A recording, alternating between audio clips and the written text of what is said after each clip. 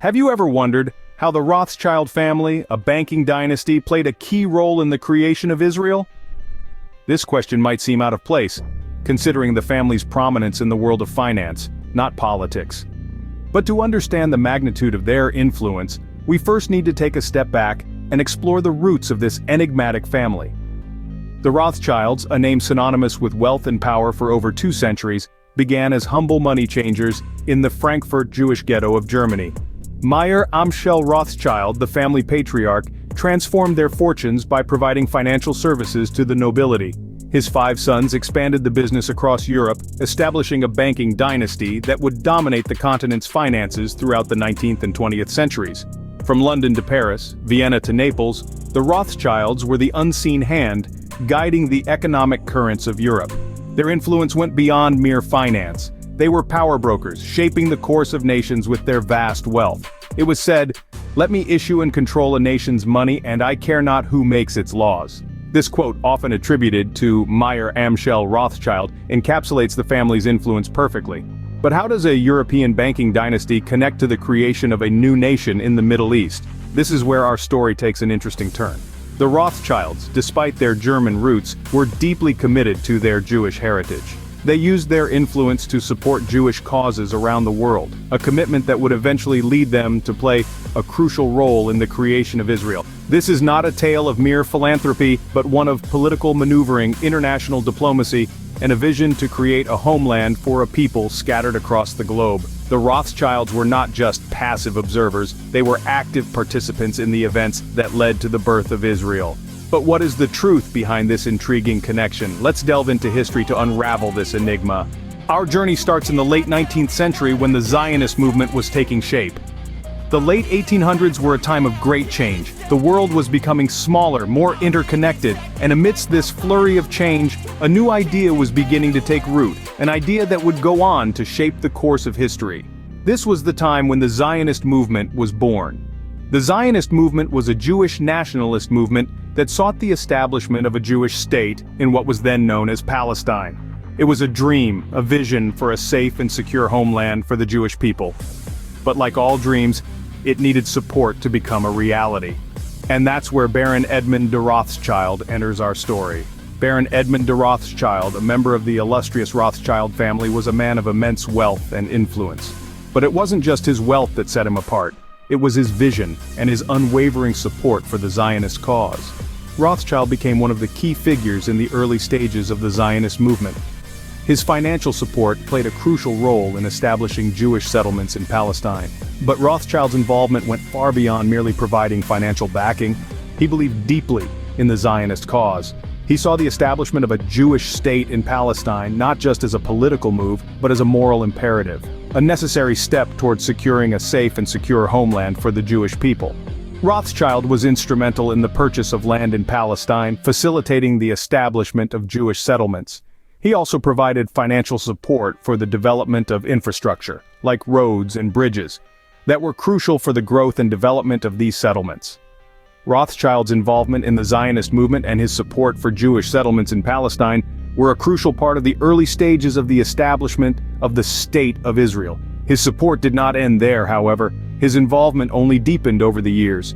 His legacy, his vision, and his unwavering support for the Zionist cause played a key role in the establishment of the State of Israel. Fast forward to 1917, a significant year in the history of Israel's creation. Picture this. World War I is raging, empires are on the brink of collapse, and amidst the chaos, a letter is penned that would change the course of history. This is the Balfour Declaration, a document that expressed Britain's support for the establishment of a national home for the Jewish people in Palestine. At the heart of this monumental event, we find the enigmatic Rothschild family. The Balfour Declaration was addressed to none other than Lord Walter Rothschild, a prominent figure in the Zionist movement. This wasn't a coincidence. The Rothschilds had been advocating for a Jewish homeland for years, and their influence was pivotal. Let's dive a little deeper. The Rothschilds weren't just passive recipients of this declaration, they were active in its creation. Letters exchanged between Lord Rothschild and British Foreign Secretary Arthur Balfour reveal a behind-the-scenes dialogue shaping the language and intent of the declaration itself. So, what were the implications of the Balfour Declaration? well, it wasn't a binding treaty or a legal document. It was a statement of intent, a promise of British support. But this promise had profound implications. It gave international legitimacy to the Zionist movement, paving the way for Jewish immigration to Palestine. But the declaration was also controversial. It promised to protect the civil and religious rights of the existing non-Jewish communities in Palestine. Yet, the ensuing decades saw conflict and displacement. The promise of a Jewish homeland came with a cost, a fact that has fueled debates about the Balfour Declaration and its legacy to this day. The Rothschilds' role in the Balfour Declaration showcases their influence and their commitment to the Zionist cause. Their advocacy, their behind-the-scenes maneuvering, helped shape a promise into a reality. This declaration was a major milestone, but the tale doesn't end here. Post World War II, the world was changing, and so was the landscape in Palestine. After the horrors of the Holocaust, the international community began to rally behind the idea of a Jewish homeland, and the stage was set for a new chapter in the Middle East. Let's rewind a little. The Rothschild family, a name synonymous with wealth and power, had been involved in the Zionist movement since the late 19th century. They had used their financial clout and political influence to lobby for Jewish settlement in Palestine. And their efforts were instrumental in the issuance of the Balfour Declaration in 1917. Fast forward to the aftermath of World War II. The plight of Jewish refugees in Europe had heightened global sympathy for the Zionist cause, and the Rothschilds seized this opportunity to push for the establishment of a Jewish state. They provided substantial financial backing to Zionist organizations, helping to fund the purchase of land, the establishment of industries, and the immigration of Jews to Palestine. But it wasn't just about the money. The Rothschilds also wielded considerable political influence.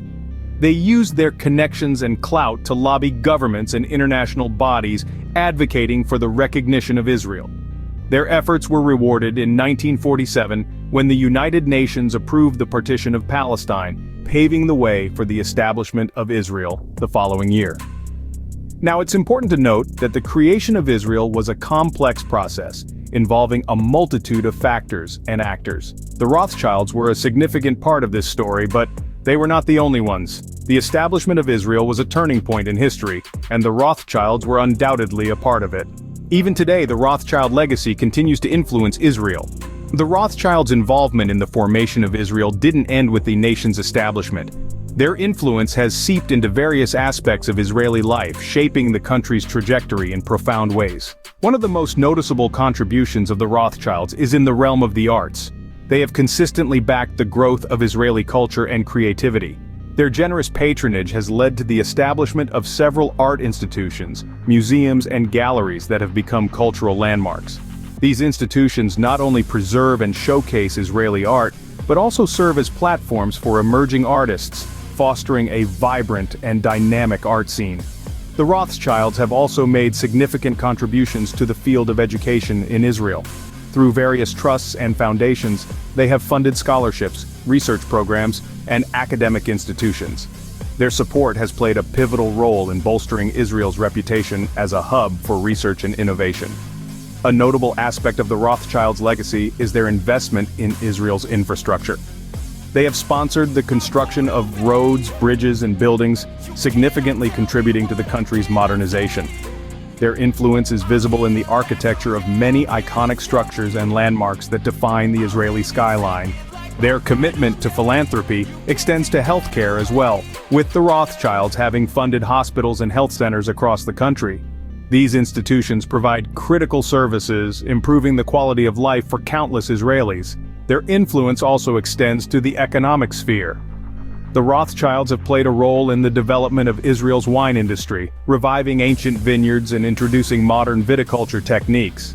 Today, Israeli wines are celebrated worldwide thanks to their quality and distinctiveness. So the Rothschild family's role in the creation of Israel is more than a historical fact. It's a legacy that continues to shape the nation. Their influence, spanning across various sectors, has left an indelible mark, shaping Israel's identity and future.